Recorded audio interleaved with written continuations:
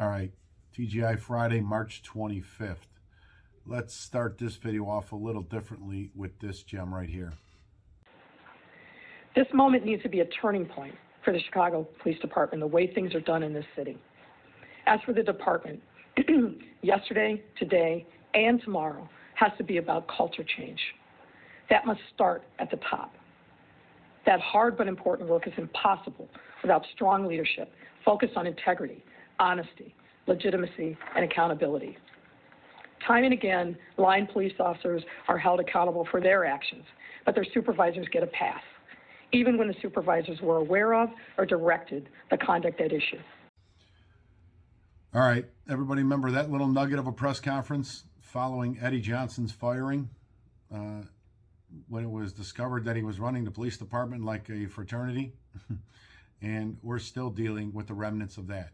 She talks about accountability at the top. What a joke. Let's talk about his replacement. Accountability at the top. The guy who lies consistently about decreases in the increase of the decrease. The guy who talks just even a couple days ago about the attrition rate. And it's not that, it's not as bad as people are making it out to be. They're expected to have a normal projection of between 3 and 4% of departures for retirements and resignations. That's an outright lie. They're already there. And we're only in not even April yet, with a large number leaving in May for supervisors. We're only down 1,100. Yet another lie. He totally ignores the fact that the budget from 2021 cut out over 640 jobs out of the budget. We're down almost 2,000 from our all-time high. And that's the reason why they now have these rolling cancellations of RDOs, all until May.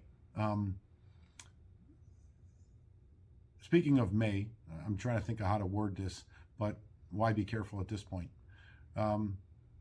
The day 4 of the canceled RDOs is supposed to be April 19th, but I wouldn't be the least bit surprised if the first deputy cowards out and retires on April 15th along with his wife, the medical role abuser DJ China,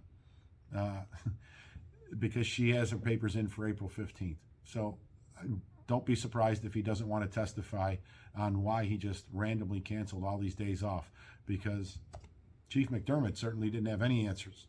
He basically implied like he had no idea. These decisions weren't even his as the chief of patrol. It is such a mismanaged department, but specifically to the mayor's accountability. Let's give some examples where they're nonsense other than Superintendent Brown consistent lying and deceitful uses of the numbers. Carter, I said his wife's retiring. Great. Medical role abuser. They were on a plane out of Midway a couple of weeks ago. Do you think that she got permission from the medical section to leave the state? I'll bet you she didn't. And yet the first deputy didn't even decide that it was important to probably ask for that permission. Don't worry about it. I'm the number 2 guy. We can go. So there's no accountability. He'll get away with it. She'll get away with it. She's leaving anyway. It doesn't matter. Let's keep going. That video was specific about Eddie Johnson. Well, let's talk about Eddie Johnson and his march on the expressway and how he was never held accountable for that for 2+ years till he was forced out for his shenanigans. But the people that carried his water and allowed that to basically fade into the sunset with the march on the expressway where he was basically violating state law. Commander Pontecourt, now street deputy. Captain McDermott, now the chief of patrol. Sergeant Spraney, now commander in the 8th District. You see a trend here? You carry the water, you're a good errand boy, you'll get rewarded. You'll get your bonus, you'll get your promotion, you'll get your bump in pay and your better pension. And that's all every single one of them give a damn about. They don't care about the rank and file. They can say all they want about they're there for the men and women in the police department, but they are not. They partake in this nonsense every single day, and none of them have had the guts to stand up and say, this needs to stop when it comes to this COVID policy in a pandemic that is fastly fading away, but it doesn't matter. Let's add another name to the list. Another guy who's never been held accountable. Well, I guess the mayor actually did hold him accountable a little bit because she did give him a little bit of a slap down when he spoke up in a phone call and demoted him down to lieutenant. Kimball, now terrorizing the 5th District as if he's, Denzel Washington in Training Day. He's King Kong. He's going to literally scream that he runs this MF or Ed roll call, and they're going to do whatever he says in the 5th District, and then goes and tries and discipline union representation for doing their job, which they are entitled to do. So he'll be facing an unfair labor practice with his nonsense because the department, when made aware of it, doesn't want to do anything to stop him or put him in his place. It's just such an out of control, rudderless ship of a department. It is not a mystery why Daly College last weekend had one applicant at the test. One applicant. This isn't unique to Chicago. It's just exacerbated in Chicago because the mayor is a nightmare. The state's attorney prosecuting cops for doing their job is a nightmare.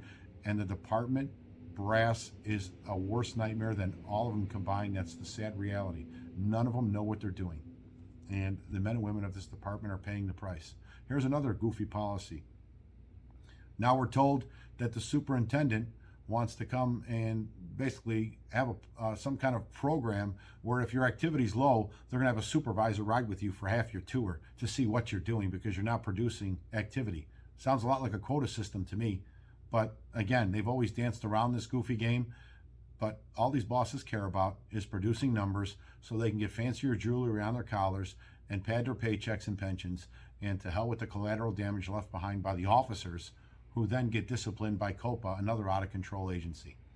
I mean, the circle just needs to stop. I don't know where the hero on the white horse comes riding in and kind of rights this ship, but heaven knows it's needed more than ever before.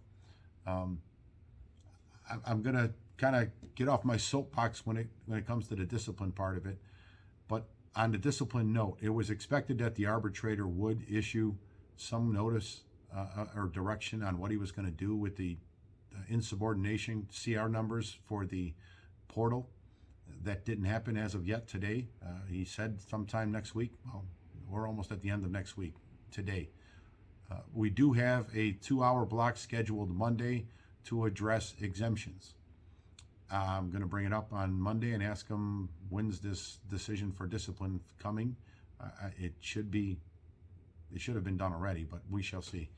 But in Monday's conversation about exemptions, there's going to have to be a follow-up on the religious leader's signature requirement that the city added to that. I'm asking any officer who was denied a religious exemption, and we've told this to members at general meetings and other locations.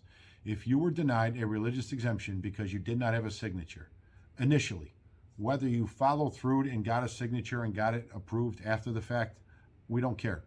I want anybody who was initially denied in a religious exemption for not having a religious leader's signature, send me an email and the exemption again, because we can't be the complainant, but we are going to help facilitate a lawsuit against the city and challenge that requirement, because we believe fully, as I've said time and time again, it is in violation of the United States Supreme Court decision, Frazee versus the Illinois Department of Employment Security, where it said you do not have to have anybody second your religious belief. It is unique to you and you alone.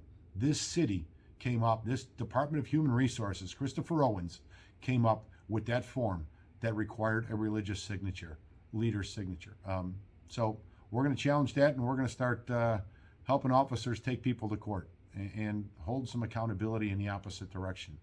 I told you we're not going to back down from this fight. They aren't backing down. We can't back down. It's a battle of the wills, and we think we have the moral high ground and the legal high ground here. With that being said, have a safe weekend. There'll be an update on Monday after the arbitrator's call, which is scheduled for, I believe, 12 till 2 o'clock. So Monday afternoon, I'll put out another video kind of giving an update there. Hopefully we have an answer from the discipline perspective. Until then, be safe.